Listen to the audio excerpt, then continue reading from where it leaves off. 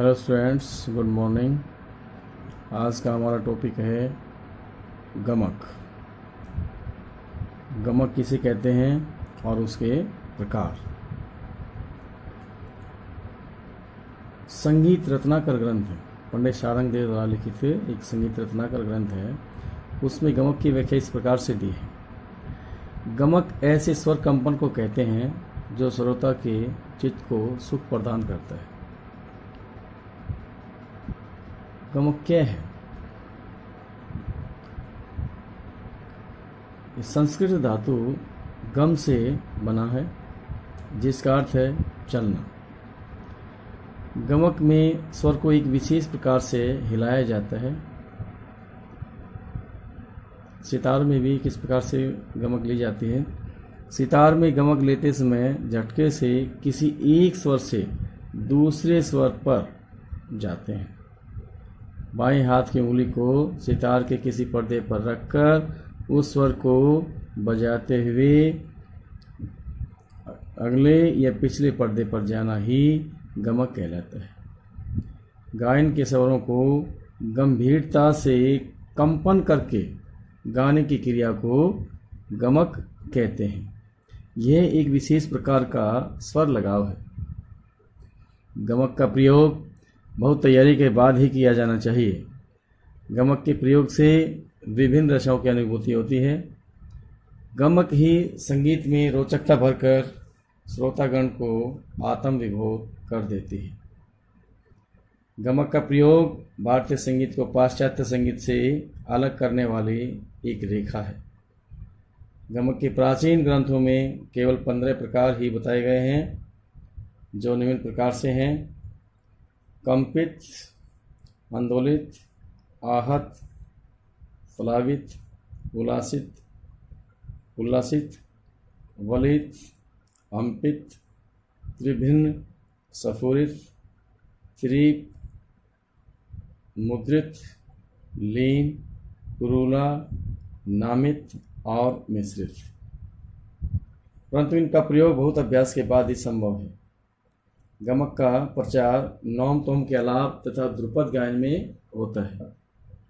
ध्रुपद का प्रचार कम होने से गमक का प्रयोग भी धीरे धीरे कम हो गया। ख्याल गायन में इसका प्रयोग नहीं के बराबर होता है। गमक शब्द का प्रयोग प्राचीन काल में होता था और आधुनिक युग में भी होता है, किंतु गमक के प्राचीन और आधुनिक अर्थों में भिन्नता है। यद्यपि वर्तमान समय में गमक का अधिक प्रयोग नहीं होता, परंतु किसी न किसी रूप में प्रचलित है। जैसे वाद्य संगीत और कंठ संगीत में इसका प्रयोग अवश्य ही किया जाता है। अब हम एक्सप्लेन करेंगे गमक, कुछ गमक के जो प्रकार उनको। उनमें से है कंपित गमक। मूल स्वर के आगे स्वर को या पूर्व स्वर को मूल स्वर से पहले या बाद के स्वर को जब बार बार शीघ्रता से स्पर्श टच करते हुए उसका उच्चारण किया जाता है तो उसे हम कहते हैं उससे कंपन पैदा होता है, तो उसे ही हम कंपित गमक का उच्चारण करते हैं। उसे ही हम कंपित गमक कहते हैं। मूल स्वर मुख्य स्वर से पहले या बाद। मुख्य स्वर आप किसी भी स्वर को मान सकते हैं। 7 स्वरों में से उससे पहले का स्वर और बाद का स्वर। बार बार जल्दी से उसको टच करते हुए उसका उच्चारण करना, ये है कंपित गमक, उसे कहा जाता है। नेक्स्ट है स्फुरित गमक। कंपित स्वर का बार बार जल्दी से उच्चारण करते समय जब मूल स्वर मुख्य स्वर पर स्पष्ट रूप से उच्चारित, जब मुख्य स्वर स्पष्ट रूप से उच्चारित होता है, मुख्य स्वर का स्पष्ट रूप से उच्चारण किया जाता है, तो उसे स्फुरित गमक कहते हैं। आधुनिक काल में इसे आजकल इसका क्या नाम है, जम जमा कर्ण, मुर्की, किटकरी और कृंतन कहते हैं। थर्ड है आहत गमक। इस गमक का अर्थ ये है आघात करना।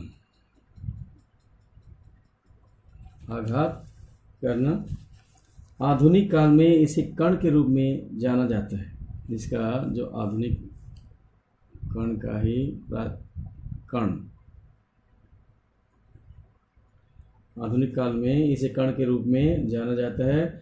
गमक के इस प्रकार में मूल स्वर को गाते समय, गमक का जो प्रकार है कौन सा, आहत, मूल स्वर मुख्य स्वर को गाते समय हल्के से दूसरे स्वर का स्पर्श किया जाता है, दूसरे स्वर को टच किया जाता है। हल्के से दूसरे स्वर को थोड़ा सा टच करके उस स्वर पर, मूल स्वर पर वापिस आ जाते हैं, तो उसे हम कहते हैं आहत गमक। आहत गमक का अर्थ क्या हुआ, आघात। मूल स्वर को टच करते हुए थोड़ा सा और मूल स्वर पर वापिस आ जाते हैं, इसे हम कहते हैं आहत गमक। नेक्स्ट है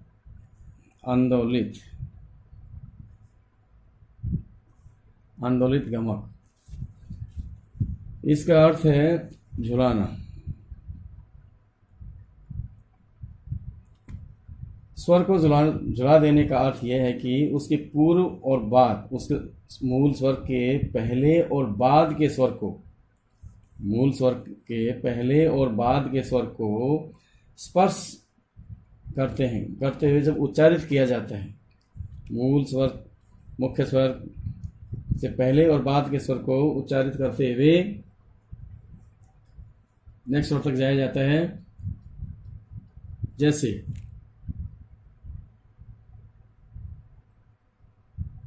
गम,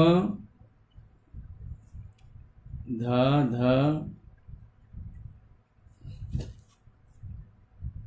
प, गम, रे,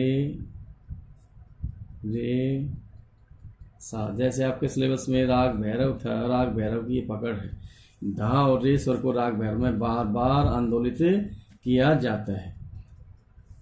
रे और धा स्वर को बार बार ये आंदोलन है। राग भैरव में था इस प्रकार से गम प गम रे सा। ये राग भैरव में इन स्वरों को आंदोलित किया जाता है इस प्रकार से। नेक्स्ट है प्लावित।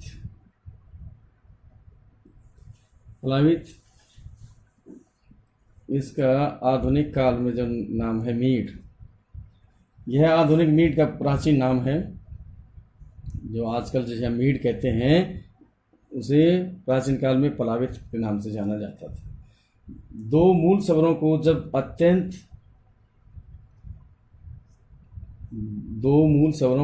विनीत भावना से मिलकर गाया या बजाया जाए तो उसे प्लावित कहते हैं। तथा यह भी कहा जा सकता है कि जब दूसरे शब्दों में एक स्वर एवं दूसरे स्वर की ध्वनि को अलग न करते हुए दो स्वरों का प्रयोग किया जाए तो उसे प्लावित गमक कहते हैं। यह गमक सितार आदि वाद्यों में मीड के रूप में और सारंगी, मेला इत्यादि वाद्यों में सूत के रूप में प्रयुक्त होती है। नेक्स्ट है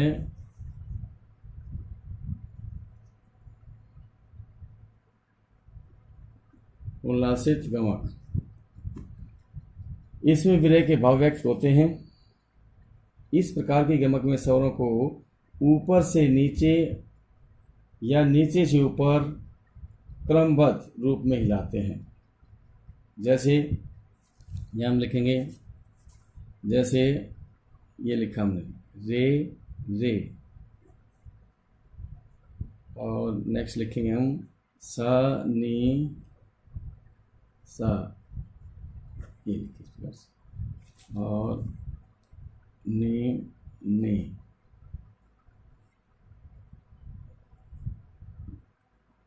ये तार सप्तक के नहीं इस प्रकार से हैं, ये मंदर सप्तक है। ये है उल्लासित। नेक्स्ट है त्रिभिन्न गमक। त्रि का अर्थ है तीन, अर्थात तीनों सप्तकों में समान स्वरों का उस समय उच्चारण किया जाने से, तीनों सप्तकों में समान स्वरों का उसी समय उच्चारण किए जाने से इनमें स्वर लहरियों की उत्पत्ति होती है। इसमें स्वर लहरियों की उत्पत्ति होती है, जैसे तार सप्तक, मंदर सप्तक और मध्य सप्तक हैं। तीनों सप्तकों में इस प्रकार से स्वर लहरियों की उत्पत्ति होती है। नेक्स्ट है त्रिप। इसमें स्वरों का प्रयोग अति शीघ्रता से, बहुत ही जल्दी से किया जाता है। यदि किसी स्वर को संपूर्ण मात्रा काल में बोलने के, संपूर्ण मात्रा काल, जितना संपूर्ण मात्रा काल में बोलने के स्थान पर अधिक से अधिक स्वरों का उच्चारण किया जाए, या वह स्वर जिसका कंपन 1/8 मात्रा का हो, और उसे त्रिप गमक कहते हैं। यह एक भौर की तरह होता है। नेक्स्ट है वाले। जब चार स्वरों को इस प्रकार शीघ्रता से गाया या बजाया जाए कि उस उच्चारण से अनेक चक्र बनते हैं, अनेक चक्र बनते हुए प्रतीत हों, तो उसे हम वाली कहते हैं। नेक्स्ट है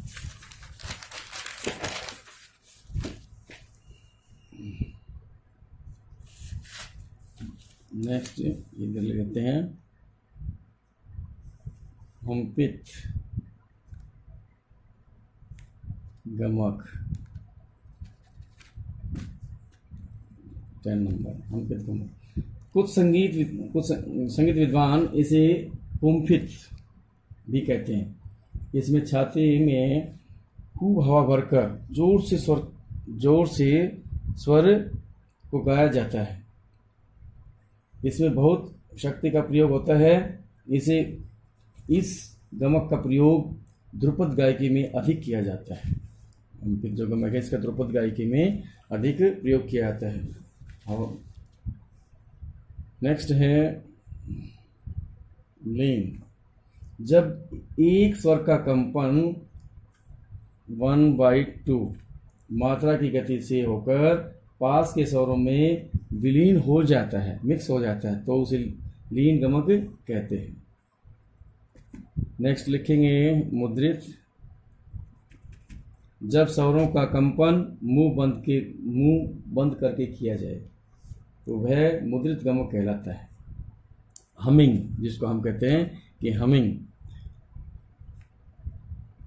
जब स्वरों का कंपन मुंह बंद करके किया जाए तो वह मुद्रित गमक कहलाता है। नेक्स्ट है करूला।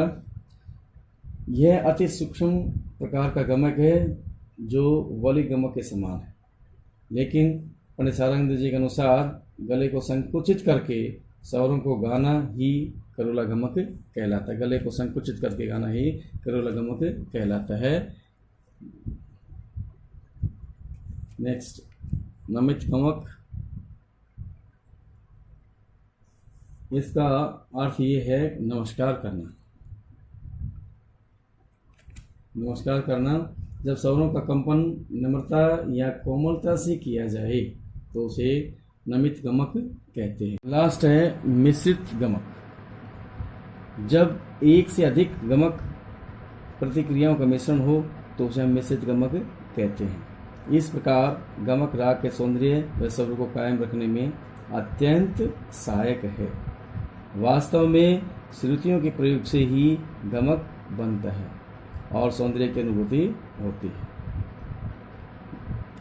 आज का हमारा टॉपिक था ये गमक और गमक के प्रकार। आप सभी स्टूडेंट्स इसको अच्छी तरह से याद कर लीजिए और आपके व्हाट्सएप ग्रुप पर मैं ये नोट्स सेंड कर रहा हूँ। धन्यवाद।